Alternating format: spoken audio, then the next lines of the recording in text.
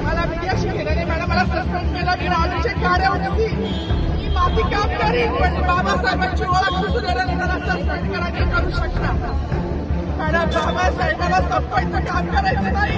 26 जानेवारी 15 ऑगस्टमध्ये विजय झाला. लोकशाही तुम्ही सुद्धा वरती असेल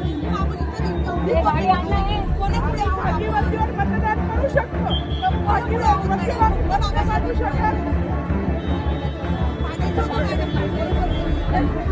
सगळ्यात प्रथम तर सगळ्यांना जय शिवराय, जय ज्योतिबा आणि जय भीम सगळ्यांना आणि जय संविधान. काय बोलावं मला काही समजत नाहीये,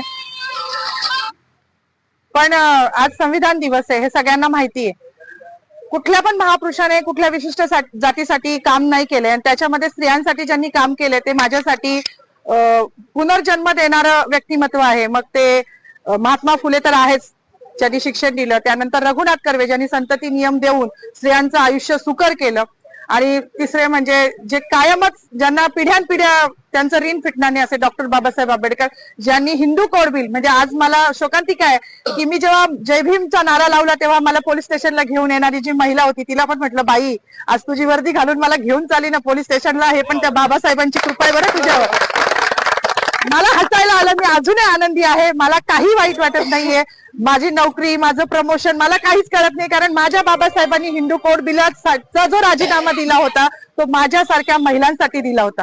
त्यांना माहिती होतं का भविष्यात माधवी जाधव जन्माला येणार आहे नाशिकमध्ये आणि ती माझ्या अस्तित्वासाठी लढणार आहे? नव्हतं माहिती, पण आमचं अस्तित्व निर्माण व्हावं. आज ज्या बसल्या आहेत ना तिकडे मंत्रिमंडळात डोक्यावर पदर घेऊन निवडणुकीपुरत्या, त्या पण बाबासाहेबांच्या जीवावर बसल्या आहेत. नाही तर विशिष्ट जातीने तेच काम करायचं असं लिहून ठेवलं होतं. चूल आणि मूल याच्या पलीकडे ह्यांच्या संविधानानुसार कुठला वाव स्त्रीला नव्हता. आणि ज्या संविधानाने आज मला ही ताकद दिली आहे त्या बाबाला जेव्हा हे संपवायला जात आहे तेव्हा त्यांची ही लेख तेवढ्याच निडरतेने उभी राहिली आणि ह्याचा मला खूप अभिमान आहे.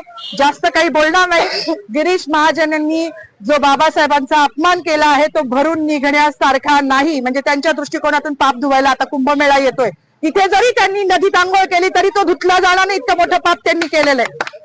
त्यांचं पाप जेव्हा संविधानाच्याच मार्गाने त्यांच्यावर ॲट्रॉसिटी दाखल होईल ना तेव्हाच ते धुतलं जाईल. एवढीच माझी मागणी की त्यांच्यावर ॲट्रॉसिटी दाखल करावी, अन्यथा ह्याच ठिकाणी मी उपोषण चालू करणार आहे. केलंच आहे असं समजा जोपर्यंत त्यांच्यावर ॲट्रॉसिटी दाखल होत नाही. बाकी मला काही म्हणायचं नाही. पुन्हा एकदा जय भीम. डॉक्टर बाबासाहेब आंबेडकरांचा